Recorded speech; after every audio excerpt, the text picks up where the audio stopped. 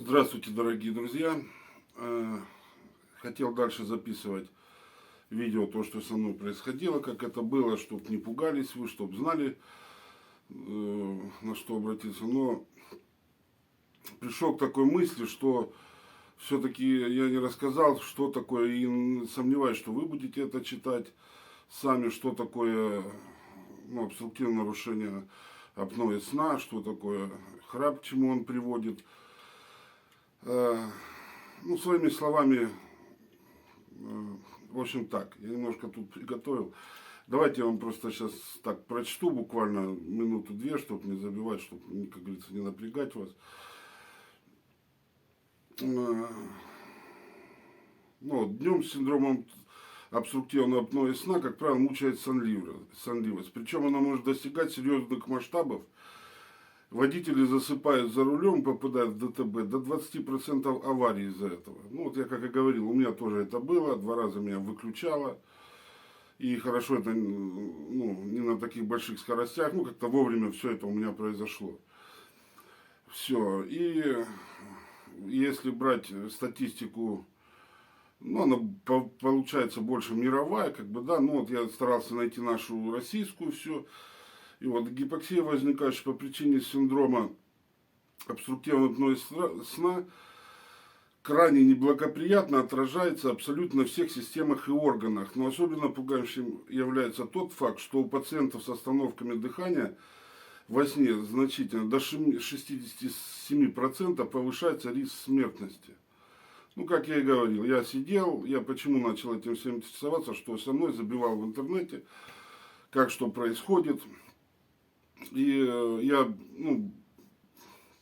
чувствовал, что все, что я не вытягиваю, что-то с сердцем, все это душит, мне тяжело не ходить. Я 3 ложки, как говорится, супа борща проглотил, и все, и у меня задышка была бешеная. Это получается, что распространенность СИПАП, апноэ, составляет у мужчин от 3 до 24%, у женщин от 2 до 9%. И старше уже 30 лет, тогда, когда в основном у нас начинают животики, там все это расти, там уже получается до 73%.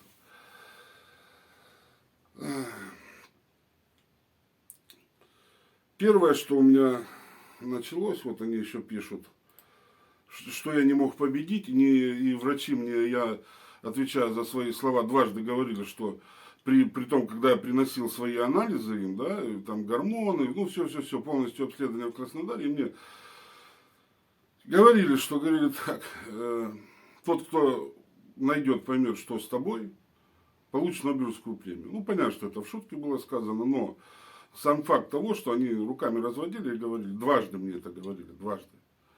Я отвечаю за эти слова, не вопрос. Было такое, понятно, что это шутка, что это все было, но шутки шутками, а у меня-то от этого легче не становилось. И у больных обструктивного апноэ сна не происходит снижение артериального давления во время сна. Во время эпизодов апноэ оно, напротив, резко повышается. В связи с этим обструктивное апноэ во сне является фактором риска заболеваний сердечно-сосудистой системы, артериальной гипертензии у 40-90 больных, ишемической болезни сердца, инсульта, диабета. Диабет я победил, пью таблеточки, выписали мне, удержал сахар, постоянно меряю. А с давлением, у меня давление не падало. Мне врачи говорили, наоборот, пей в день таблетки, потому что ночью оно само должно падать. Я в день пил, а у меня ночью получалось так, что мне наоборот в ночь надо было пить. То есть врачи, когда мне выписывали, врач, она не знала, что это я. Мне задавали такой вопрос, тоже винишь ты все, никого я не виню, никогда этой ерундой не занимался. В России у нас буквально, как пишет, опять же, это все в интернете, если что-то неправда, то это у них, как говорится. Так вот, у нас это буквально изучается тут какие-то 15-20 лет, все более усиленно. Все толком, что это и как это лечить, никто не знает. Происходит у нас, сами понимаете, сужение горла, да, все, лечится оно тоже разными путями, рассказывать это очень долго, это только читать надо, все сидеть. Но я хочу сказать одно. Вы от своих близких, там, друзей, ну, неважно где, ну, видите, вот он спит, храпит. И вы посмотрите просто, задерживает дыхание он или нет. До 10 раз, да, там, ну, в час, еще как-то по несколько секунд, это еще нормально. А если уже свыше, если начинает задерживать, вот у меня было 47 секунд в минуту, каждую минуту я 47 секунд не дышал. Я знаю, что, ну, тоже читал, люди были такие по 2-3 минуты не дышали, да, но это уже таких, мне кажется, очень мало, потому что во сне минуту не поспи, мозг не даст команду проснуться. Все, и это 100%. Так вот, тоже, может, слышите в разговоре, пью таблетки, давление, оно не снижается, стоит. Вот как я пью, все, да, у меня падает до 130, там 134, все. Ниже нифига. Попробовал по осени, в ноябре месяце, таблетки не пить. Ну, 4 дня не пил, бросил. Как раз закончились, как-то все разом. Думаю, о, ну, наверное, знак. Ну, в общем, ночью с женой ездили, делали у меня укол, у меня пошло отекать легкое. Отек легкого было, я задыхался, опять задыхаться. Почему поехали? Потому что я дышать не мог вообще. Опять сделали укол, ну, снялось, опять начал там мочегонку для сердца пить, Вирашпирон. И мне немножко легче стало, и опять я на таблетки спрыгнул, давление падает. Ну так, 2-3 дня пропустил, к примеру, ну, пытаюсь, думаю, помогает, нет, нифига. Не помогает, давление опять прыгает до 200, и, ну, сами понимаете, что это риск инсульт, инфаркт, ну, а дальше все.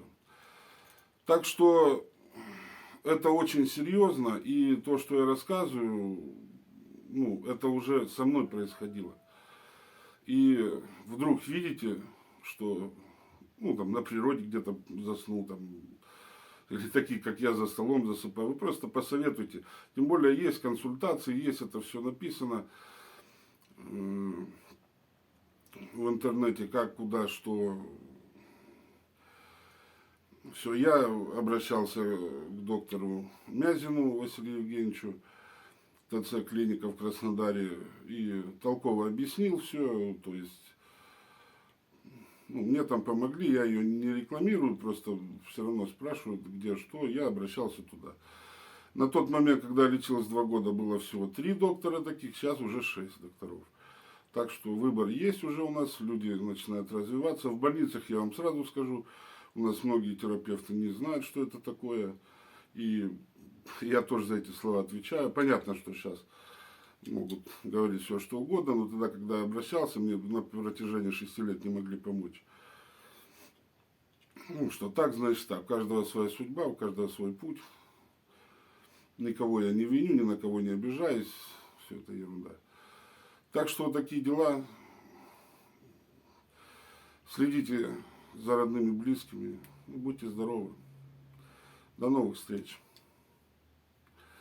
Вот опять пультик не работает.